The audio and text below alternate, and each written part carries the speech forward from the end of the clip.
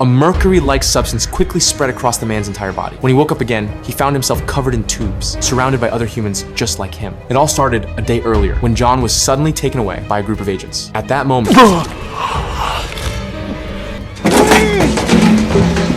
one of the men in black pulled out a strange-looking device from his pocket. It turned out to be a mechanical bug. John struggled desperately.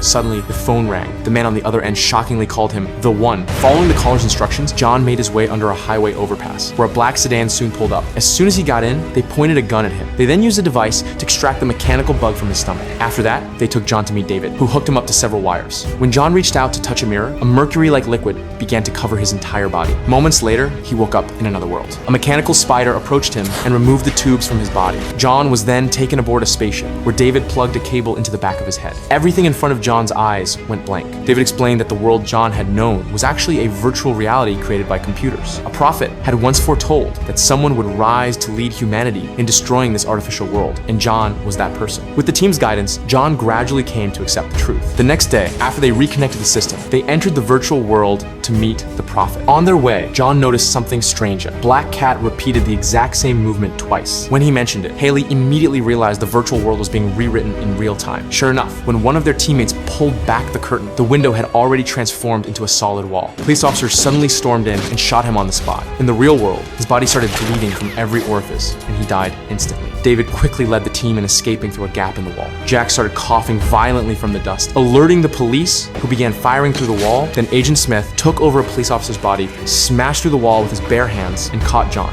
Seeing this, David shattered another part of the wall to help them escape. Jack was the first to return to the real world as instructed. But then, he took advantage of the moment when the commander wasn't paying attention. Jack pulled out a stun gun, knocked him out, and while calling Carrie to mock her, he began unplugging the cables of his unconscious teammates, killing them one by one.